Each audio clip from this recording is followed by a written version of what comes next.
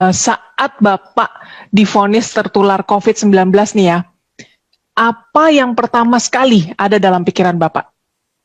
Baik-baik saja. Jadi maksudnya saya sangat-sangat pede karena pada waktu itu ya. Jadi ini perhatikan perjalanan kepedean saya gitu. Nah ada pede, nanti tidak pede, nanti pede lagi. Nah itu tidak percaya diri. Nah itu kenapa pede? Karena based on statistik. Jadi sebelum terjadi kena itu saya mempelajari statistik. Oh, kalau below 50 terus kemudian itu 99,sekian% sehat.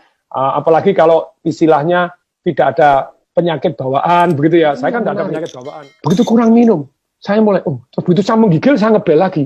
Harus air hangat. Nah ini. Jadi kalau saya ditanya, pertanyaan saya begini, ini ilmiah. Tabayun boleh buka ayo data ilmiah. Kalau obat belum tentu, masih di dalam riset. PCO masih belum tentu. Minyak kayu putih katanya masih belum tentu semuanya. Tapi pertanyaan saya, obat ada efek negatifnya? Ada macam-macam. Ada. Tapi kalau air putih ada efek negatifnya? Ada kalau terlalu banyak. Terlalu banyak. Nah sekarang gini, berapa saya tanya sama teman-teman, berapa ukuran air putih? 8 gelas. Salah 8 gelas loki atau 8 gelas 1 liter. Yang benar tuh sesuai dengan berat badan. Kok Anda beratnya 100 kilo, binaraga minumnya 8 gelas loki ya salah. Pak ya 250 cc tetap kurang. 100 kilo, 8 gelas, 250 cc tetap kurang. Baca buku itu di Dr. F. Beckman Hellick itu jadi dia ngomong begini. Bahwa manusia itu butuh air. Air berapa? Minimal 30 cc per kilogram berat badan. Saya misalnya bobot 80 kilo dengan tinggi 183. Bukan 8 gelas, yang benar 2,4 liter, 30 cc kali kilogram per berat badan. Pertanyaan saya, betul nggak kalau kurang air, ayo para dokter, para ilmuwan, kalau kurang air 4% Anda lemes, kurang 7% Anda sakit. Ayo mari kita buka, cari data, cari buku boleh. Kurang 20% Anda mati. Dalam hidup ini semua boleh kurang 20%. Mati. Anda kurang 20% apapun boleh. Kurang protein, kurang kalsium, kurang oksigen 20% Anda masih hidup. Tapi kurang air 20%, you die. Pertanyaan saya, kenapa di rumah sakit tidak diwajibkan minum? Halo rumah sakit. Ini penting sekali. Kenapa tidak diwajibkan minum? Lupa tuh kan harusnya minum sadar sendiri. Tidak bisa. Saya ini tidak punya pengalaman sakit, saya diinfus. Karena diinfus saya pikir tidak perlu minum. Jadi saya merasa kondisi saya drop luar biasa karena kurang air. Nah sekarang kan sudah ada penelitian bahwa ternyata kalau yang namanya orang kena COVID itu darahnya mengental, makanya dikasih heparin, dikasih aspirin. Kenapa dikasih heparin? Suruh minum, woi. Wajibkan minum, diukurin, air hangat. Halo, please deh tolong disampaikan ke semua rumah sakit, semua orang-orang dokter-dokter, please. Karena ini ilmiah. Anda bilang kalau PCO belum terbukti obat-obat, Actemra apakah pasti saya dikasih Actemra, satu suntikan 12,9 juta. Ternyata saya baca, betul itu menurunkan inflamasi. Tetapi kalau Anda kena pneumonia, kena TBC, kena itu mati loh.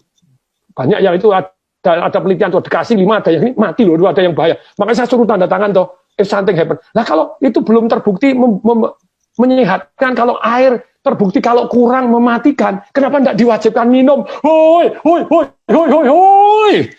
Sorry, saya sangat-sangat emosional karena saya ngerasain tidak bisa bernapas seperti apa.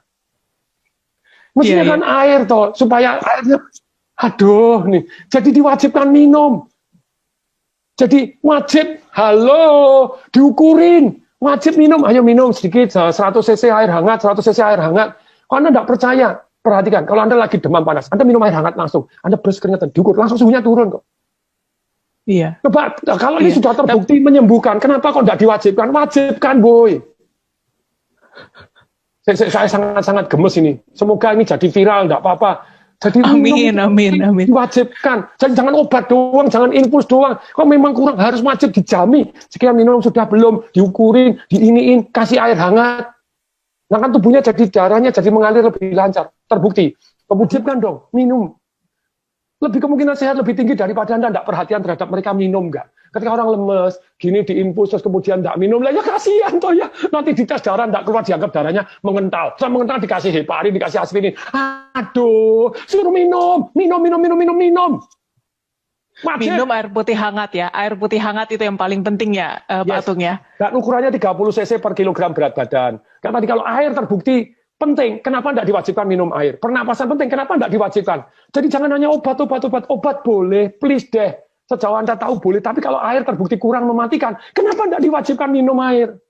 Air hangat, woi. Kalau air sudah terbukti gini, ya harus kasih deh. VCO sambil jalan, kenapa Anda? Itu Pak, itu masih mitos, belum terbukti. Loh, kalau belum terbukti, obat Anda apakah sudah pasti terbukti? Kalau obat sama-sama belum terbukti, ini efeknya lebih ringan. Dan kalau Anda percaya enggak, kalau Anda yang sakit, saya enggak memujikan Anda sakit, siapapun Anda yang sakit, apapun dilakukan loh. Suruh minum obat ini, nanti kalau kemungkinan mati ya daripada ini ya, batik sungguhan ya apa ya, suruh apa ini. Lah kalau VCO kan baik-baik gitu ya, kenapa enggak gitu loh. Jadi ada penelitian bahwa ternyata orang yang gembira itu megahertznya tinggi, orang yang marah megahertznya rendah, dan orang yang megahertznya rendah kena sakit macam-macam. Jadi itu dokter penelitian, jadi orang-orang ternyata yang sakit itu gelombangnya beda dengan orang yang sehat. Nah kalau orangnya supaya gelombangnya naik, nah itu ada perasaan bersyukur, penuh harapan, terus kemudian juga nyanyi-nyanyi, itu nyanyinya tentu saja nyanyi yang gembira, nyanyi yang sedih-sedih gitu. Terus kemudian ketawa tanpa sebab. Sekarang hati yang gembira, boleh kok, ayo tabayun kepada saya buka-bukaan zata gitu ya. Kenapa nggak diwajibkan? Yo, kenapa nggak diwajibkan kalau ternyata secara ilmiah terbukti bahwa menaikkan imun sistem dan megahertznya tinggi, energinya tinggi, kenapa diwajibkan? Nyanyi bareng, ayo nyanyi walaupun pakai masker, nyanyi, nonton video lawak, itu diwajibkan. Kan itu cost nothing. Kalau diperkenankan Tuhannya. Misalnya saya diperkenankan kasih saya panjang umur dan sembuh dari penyakit ini. Tapi kalau saya harus diambil, izinkan ya, diambil dengan gembira. Harus protokol kesehatan. Ya, Iya. itu dari saya. Iya. Baik Pak Tung, terima kasih banget Pak sudah mau sharing sama Tagar TV.